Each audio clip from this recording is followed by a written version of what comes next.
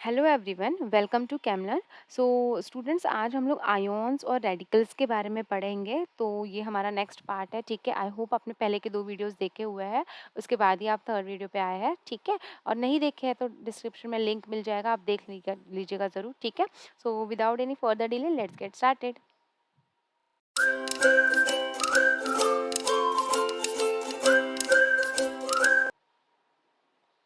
Okay, so हम लोगों ने सिग्निफिकेंस ऑफ मॉलिक्यूलर फॉर्मूला जो है वो ऑलरेडी कंप्लीट कर लिया है, ठीक है। सो हम लोग वैलेंसी से स्टार्ट करेंगे। तो अब यहाँ पर बेसिकली वैलेंसी होती क्या है? Valency is the combining capacity of an atom और ऑफ अ रेडिकल, राइट। सो किसी भी एटम की जो कंबाइनिंग कैपेसिटी होती है, इसका मतलब वो कितने एटम्स के साथ, जो दूसरे एटम्स हैं उनके साथ कितना कंबाइन होगा, ठीक है। कितने एटम्स कंबाइन होंगे वो होती है बेसिकली उसकी वैलेंसी। जैसे कि आप फॉर एग्जांपल आप ये समझ लीजिए कि आप स्कूल में जब जाते हैं तो स्कूल में ऐसे होता है ना कि कुछ जो दोस्त होते हैं वो थोड़े इंट्रोवर्ट होते हैं, जो ज़्यादा फ्रेंड्स नहीं बनाना चाहते, उनके दोस्त बहुत कम होते हैं, राइट। और एक होते हैं जो बहुत अच्छे नेचर के होते हैं या बहुत खुश रहते हैं हमेशा, और फ्रेंड्स बनाना बहुत उनको अच्छा लगता है। तो ये क्या हो गया, उनका फ्रेंड मेकिंग कैपेसिटी। तो डिपेंडिंग अपॉन कि उनकी कैपेसिटी कितनी है, उनके बेस पे वो क्या करेंगे, फ्रेंड बनाएंगे। सिमिलरली वैलेंसी में भी यही कॉन्सेप्ट आता है। हमारे जो एटम्स है उनकी जितनी कैपेसिटी है कंबाइन करने की, वो उतना ही करेंगे, ठीक है। तो अब कैसे पता चलेगा कि उनकी कितनी कैपेसिटी है कंबाइन होने की? वो हमें वैलेंसी से ही पता चलता है, राइट। अगर वैलेंसी पता है तो हम बोल सकते हैं कि हाँ, this is the combining capacity of this particular element. अब देखिए, अब यहाँ पर आप देख सकते हैं बहुत अच्छा, यहाँ पर एक चीज़ लिखी हुई है कि मॉडर्न डेफिनेशन ऑफ वैलेंसी। तो number of electrons that can lose और gain or share during a chemical reaction is called as valency, and it is written that for details refer to chapter atomic structure. So atomic structure जो chapter है वो तो इस साल भी होगा, लेकिन जो 8th स्टैंडर्ड में भी हम लोग पढ़ चुके हैं एटॉमिक स्ट्रक्चर, वो भी हम लोगों को देखना है, ठीक है। तो आप अगर देखेंगे तो लास्ट हम एक 8th स्टैंडर्ड का जो सीरीज़ है, 8th स्टैंडर्ड के सीरीज़ में ऑलरेडी वैलेंसी के ऊपर वीडियोस बनी हुई है, ठीक है। लेकिन यहाँ पे अभी अगेन वही चीज़ें फिर से है, अगर आपको रिवाइज़ भी करना है तो आप देख सकते हैं वहाँ से। लेकिन एक बार यहाँ पर भी देखते हैं कि एग्जैक्टली क्या होता है। सो बेसिकली आप एक चीज़ समझो, जब जैसे कि हमारा सोडियम है, तो मैं एक एग्जांपल देके समझाऊंगी और बाकी का सारा चीज़ आपको समझ में आ जाएगा। एग्जांपल लेती हूँ मैं यहाँ पर क्लोरीन का और सोडियम का, ठीक है। इसके ऊपर चार्ज नहीं देती हूँ, वेट अ सेकंड, चार्ज इसका हटा देती हूँ पहले, क्योंकि हम लोग पहले एटम को ऐसे ही देखेंगे जब उसके ऊपर कोई भी चार्ज नहीं है, ठीक है। तो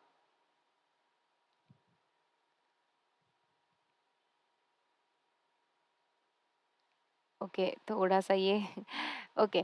सो देखिए, सोडियम है और क्लोरीन है, तो सोडियम और क्लोरीन में जो हमारा सोडियम होता है उसका जो एटॉमिक नंबर होता है वो 11 होता है, और ये होता है 17। तो जब आप इसको सॉल्व करेंगे तो आपको, या सॉल्व करेंगे नहीं, सॉरी, इलेक्ट्रॉनिक कॉन्फ़िगरेशन जब इसका लिखेंगे तो ये हो जाएगा 2, 8 एंड 1, और इसका इलेक्ट्रॉनिक कॉन्फ़िगरेशन हो जाएगा 2, 8 एंड 7, राइट। सो अब इस केस में क्या हो रहा है, अगर आप देखेंगे यहाँ पे इसका ऑक्टेट, बेसिकली हमारे सारे जो एलिमेंट्स होते हैं वो क्या ट्राई करते हैं कि ऑक्टेट कंप्लीट हो, है ना।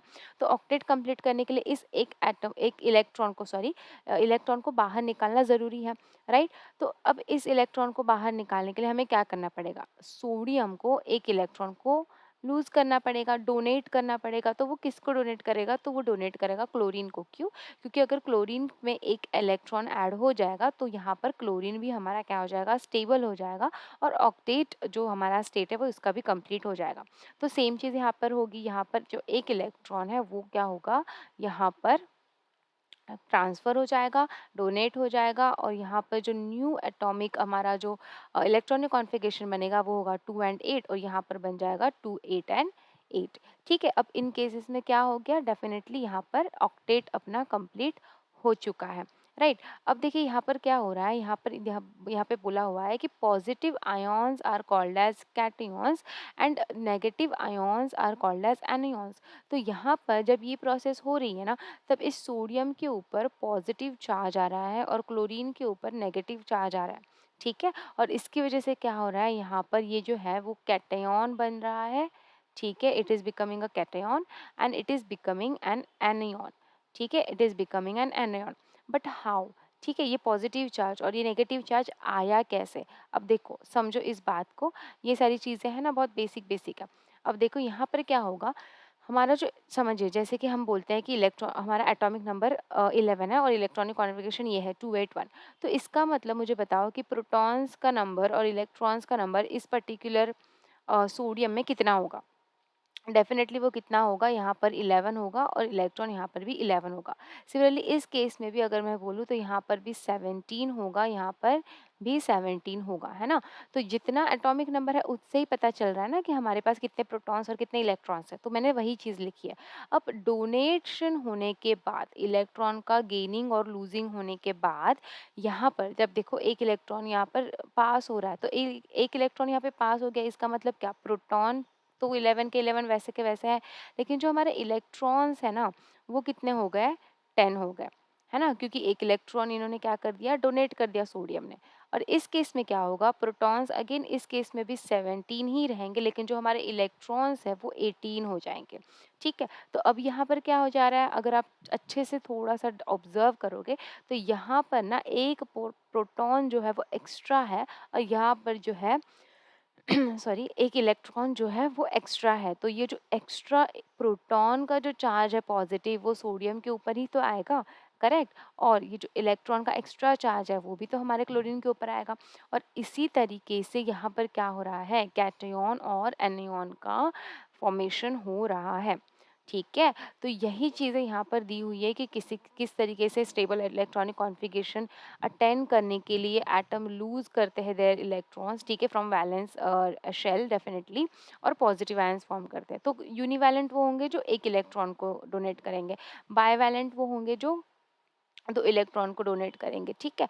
तो इस तरीके से होता है। ये हो गया हमारा एक एग्ज़ाम्पल। अब अगर आप चाहो तो मैं एक और एग्ज़ाम्पल आपको समझा देती हूँ कि किस तरीके से मैग्नीशियम के केस में होता है, ठीक है? मैग्नीशियम ऑक्साइड समझिए मुझे लिखना है, मैग्नीशियम और ऑक्सीजन। अब दोनों केस में मैंने क्या किया है ना, डाइवैलेंट डाइवैलेंट कैटायन्स और प्रोटॉन्स लिए हैं, सॉरी कैटायन्स और एनायन्स लिए हैं। तो अब देखो इसमें कैसे होगा। व्हाट इज़ एटॉमिक मास और sorry atomic number of your magnesium? Magnesium का एटॉमिक जो नंबर होता है वो कितना होता है? 12। ऑक्सीजन का कितना होता है? 8, ठीक है? सॉरी ऑक्सीजन का होता है 8, राइट? अब यहाँ पर इलेक्ट्रॉनिक कॉन्फ़िगरेशन लिखोगे तो लिख हो जाएगा 2 8 एंड 2, यहाँ हो जाएगा 2 एंड 6, राइट? अब 2 एंड 6 है, यहाँ पे 2 8 2 है, तो डेफ़िनेटली यहाँ पर क्या होगा, यहाँ पर इसको 2 इलेक्ट्रॉन की ज़रूरत है, तो ये यहाँ पर 2 इलेक्ट्रॉन देगा और यहाँ पर क्या हो जाएगा, अगेन डोनेशन हो जाएगा। और अब कितने इलेक्ट्रॉन दे रहा है? 2 दे रहा है ना, तो इसका मतलब जो जहाँ पे 2 इलेक्ट्रॉन कम हो जाएँगे, तो 2 इलेक्ट्रॉन कम हो जाएँगे तो 2 प्रोटॉन एक्स्ट्रा बच जाएँगे, राइट? तो यहाँ पर जो Mg के ऊपर चार्ज आएगा वो होगा हमारा +2 और जो ऑक्सीजन के ऊपर चार्ज आएगा वो होगा -2। अब इसकी वैलेंसी यही होती है, ठीक है? जब अगर अगर कोई आपको पूछेगा कि मैग्नीशियम की वैलेंसी क्या है, तो आपको बोलनी है कि +2 है, ऑक्सीजन की क्या है, -2 है, सोडियम की कितनी है, +1 है, क्लोरीन की कितनी है, -1 है। समझ में आ रहा है? बस यही चीज़ें हैं। अब यहाँ पर क्या हो रहा है, ये जो चीज़ें हैं अब यहाँ पे आप देखेंगे कैसे पॉजिटिव और कैसे नेगेटिव आयॉन्स बेसिकली फॉर्म होते हैं। अब यहाँ पर एक शेयरिंग ऑफ एटम्स का भी एग्जाम्पल दिया हुआ है जिसमें कि शेयरिंग होता है ना? यहाँ पर तो क्या हो रहा है, डोनेशन हो रहा है। यहाँ पे 2 इलेक्ट्रॉन को दे दिया, इसने ले लिया, तो यहाँ पर क्या हो गया, डोनेशन और हम बोल सकते हैं लूजिंग और गेनिंग हो रहा है, राइट? बट इस केस में शेयरिंग ऑफ इलेक्ट्रॉन में थोड़ा देखो, शेयरिंग ऑफ इलेक्ट्रॉन में क्या होता है, एग्जाम्पल है HCl। HCl के केस में क्या होता है, मैं दूसरी स्लाइड पे आपको शो करती हूँ, ठीक है? हाइड्रोजन और क्लोरीन का बताती हूँ। सो हाइड्रोजन है, हाइड्रोजन के पास एक हमारा एटॉमिक नंबर होता है, क्लोरीन का हम लोग ऑलरेडी देख चुके हैं 17। तो हाइड्रोजन है उसका, अच्छा एक सेकेंड, इसमें जो है इसमें इलेक्ट्रॉनिक कॉन्फ़िगरेशन लिखना पड़ेगा ना, तो ये सही होगा, ठीक है? तो इलेक्ट्रॉनिक कॉन्फ़िगरेशन जब आप लिखेंगे तो 1 ही आएगा, इसमें आ जाएगा 2 8 एंड 7, है ना? 2 8 एंड 7 आ जाएगा। तो अब देखो यहाँ पर क्या लिखा है कि अच्छा सॉरी, हाँ, अब यहाँ पर क्या लिखा है कि one atom of chlorine combines with one hydrogen atom to form molecule of hydrogen chloride, so the valency of chlorine is 1। तो डेफिनेटली यहाँ पर भी जो वैलेंसी होगी क्लोरीन की वो कितनी होगी, 1 होगी। अब देखो यहाँ पर क्या है ना, हाइड्रोजन जो है वो एक इलेक्ट्रॉन डोनेट नहीं कर सकता, क्योंकि अगर ये इलेक्ट्रॉन डोनेट कर देगा तो फिर इसका कोई एग्जिस्टेंस ही नहीं बचेगा। ठीक है, हाइड्रोजन जो है वो हमारा ड्यूप्लेट में स्टेबल होता है, इसका मतलब इसको एक इलेक्ट्रॉन की ज़रूरत है और इसको भी एक इलेक्ट्रॉन की ज़रूरत है। तो जब ऐसा कंडीशन आता है ना जहाँ पर डोनेशन और गेनिंग नहीं हो सकता, वहाँ पर क्या होता है, शेयरिंग ऑफ इलेक्ट्रॉन होता है। वहाँ पर क्या होता है, शेयरिंग ऑफ इलेक्ट्रॉन्स होता है। ठीक है, अब शेयरिंग ऑफ इलेक्ट्रॉन्स जो होता है ना, अब देखो कैसे होगा वो। तो अब हाइड्रोजन है, जैसे कि मैं इस तरीके से शो करती हूँ, हाइड्रोजन है हमारा, क्लोरीन आप ले लो। तो क्लोरीन है यहाँ पर, ठीक है। तो समझो ये इसका एक इलेक्ट्रॉन है, ठीक है। ये हाइड्रोजन का मैं इलेक्ट्रॉन शो कर रही हूँ और इसके आउटर मोस्ट में कितने होते हैं, एक यहाँ, एक यहाँ, एक यहाँ, एक यहाँ, एक यहाँ, एक यहाँ और एक यहाँ, 7 इलेक्ट्रॉन्स होते हैं। तो मैंने 7 इलेक्ट्रॉन्स इसी तरीके से शो किया। अब क्या होगा, अब यहाँ पर ना ये लोग क्या बोलेंगे कि हम लोग ना एक एक इलेक्ट्रॉन एक दूसरे का शेयर करते हैं। ठीक है, अब ये शेयरिंग होने की वजह से क्या हो गया, हाइड्रोजन के पास अब 2 इलेक्ट्रॉन हो गए, तो ये भी स्टेबल हो गया ड्यूप्लेट में।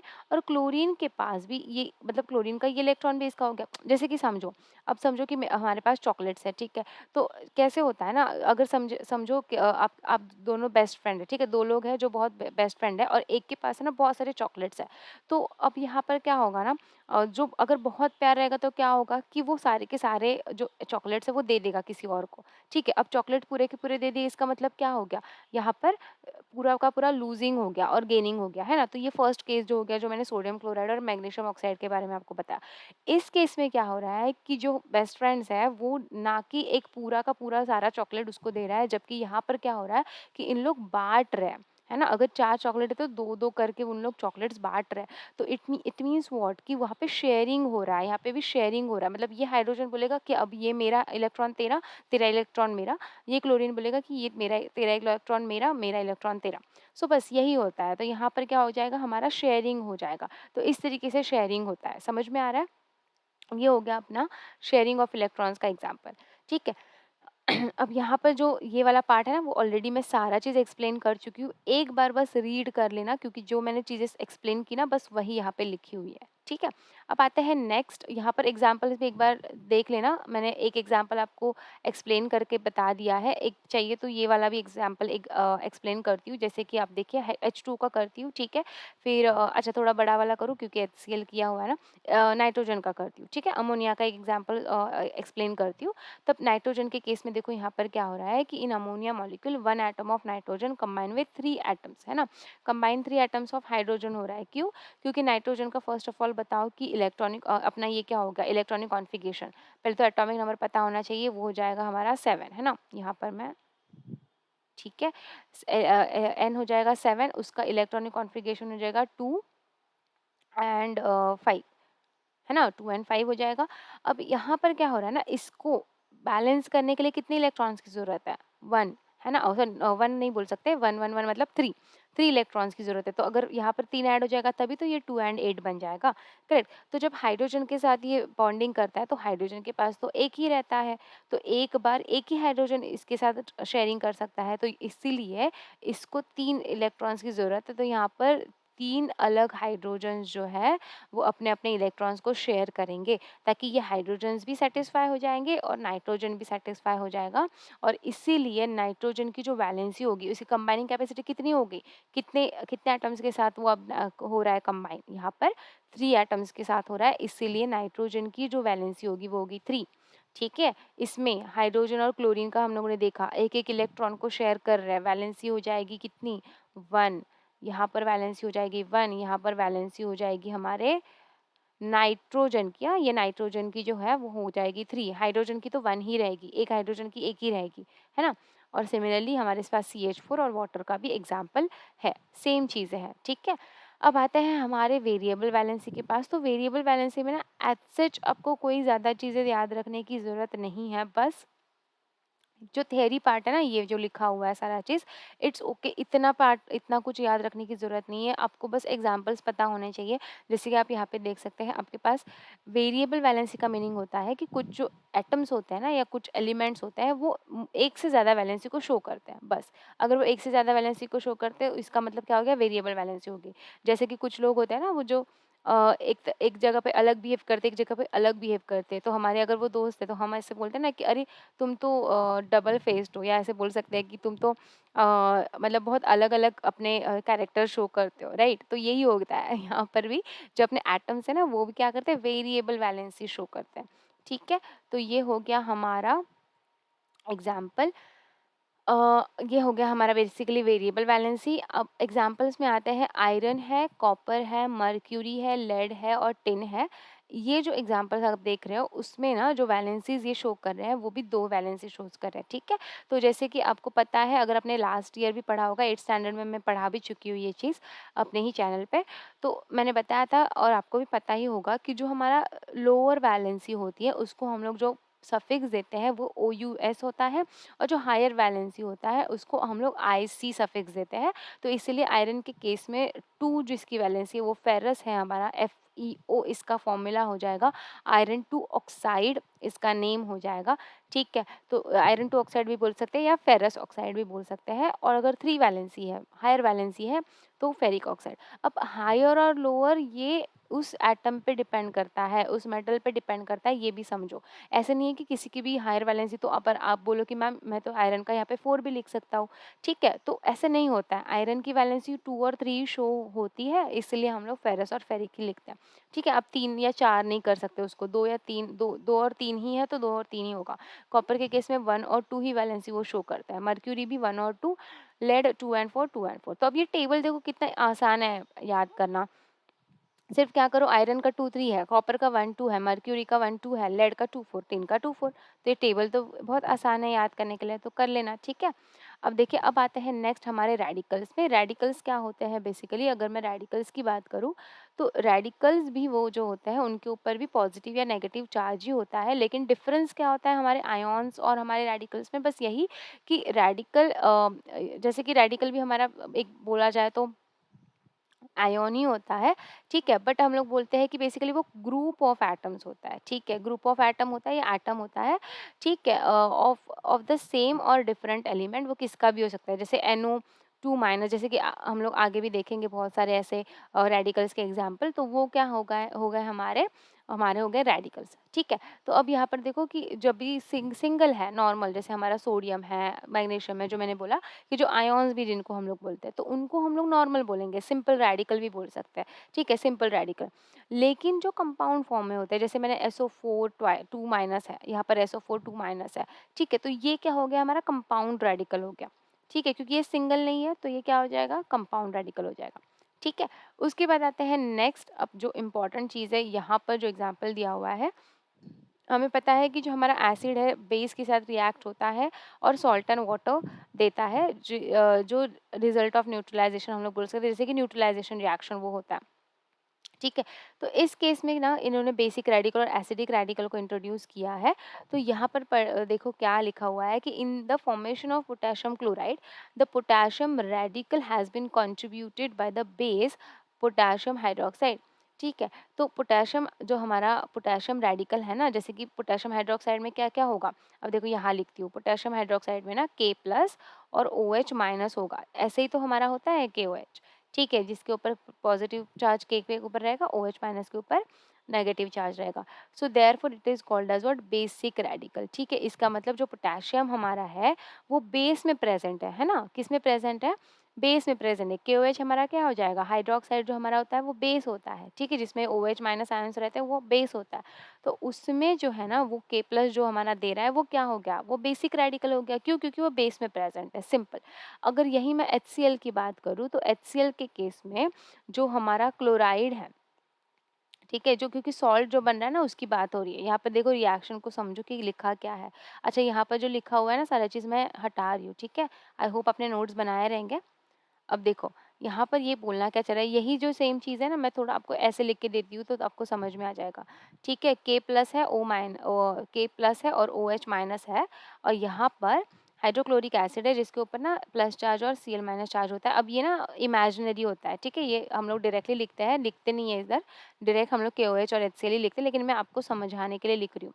अब यहाँ पर क्या होगा, रिएक्शन जब होगी तो इसका पॉजिटिव इसका नेगेटिव रिएक्ट करेगा और यहाँ पर K प्लस Cl माइनस मतलब KCl बनेगा, पोटेशियम क्लोराइड, और हमारा H2O बनेगा। तो H2O तो मैं डायरेक्टली लिख देती हूँ, लेकिन H2O कैसे बनता है, H plus and OH minus से बनता है, ठीक है? तो यही बात है। तो यहाँ पर क्या लिखा हुआ है कि ये जो K प्लस है, जब ये KCl बन रहा है तो ये K प्लस किससे आ रहा है, बेस से आ रहा है, क्योंकि हमारा बेस है, और ये क्या है, हमारा एसिड है। तो ये जो हमारा Cl आ रहा है वो किससे आ रहा है, एसिड से आ रहा है। इसीलिए जो हमारा ये रेडिकल है, जो हमारा K प्लस है, उसको हम लोग क्या बोलते हैं, बेसिक रेडिकल बोलते हैं। इसको हम लोग क्या बोलते हैं, बेसिक रेडिकल बोलते हैं। और इसको जो हमारा Cl माइनस है उसको हम लोग एसिडिक रेडिकल बोलेंगे, क्योंकि ये एसिड से आ रहा है। सिंपल, ठीक है? अब ये हो गया एक पॉइंट। उसके बाद आते हैं यहाँ पे अगेन पॉजिटिव एंड इलेक्ट हाँ, तो देखो अब यहाँ पे बस क्या लिखा है कि कैटायन और एनायन के बारे में लिखा है। तो जिसके ऊपर पॉजिटिव चार्ज होता है उसको हम लोग इलेक्ट्रोपॉजिटिव रेडिकल्स बोलते हैं, ठीक है? Electropositive radicals. और जो एनायन होता है उसको इलेक्ट्रोनेगेटिव रेडिकल्स बोलते हैं, जो कि बहुत सिंपल सी बात है, बस याद रखो, इलेक्ट्रोनेगेटिव रेडिकल और इलेक्ट्रो पॉजिटिव, है ना? पॉजिटिव चार्ज है उनके ऊपर तो वही बोलते हैं। अब यहाँ पर है ना, ये बहुत ज़रूरी चीज़ है। सबसे पहले तो अभी-अभी जस्ट एग्ज़ाम्स में भी कुछ स्टूडेंट्स के एग्ज़ाम्स ख़त्म भी हो रहे होंगे, ठीक है? और कुछ लोगों के तो एग्ज़ाम्स चल भी रहे होंगे। तो जिनके ख़त्म हुए हैं और जिनके ख़त्म हो जाएँगे, उनको एक चीज़ करनी है कि ये जो टेबल दिया हुआ है, जिसमें हमारे इस फर्स्ट टेबल में सारे बेसिक रेडिकल्स मतलब हमारे पॉज़िटिव रेडिकल्स, पॉज़िटिव आयॉन्स के बारे में दिया हुआ है, और ये जो एसिडिक रेडिकल्स है वो दिए हुआ है, ठीक है?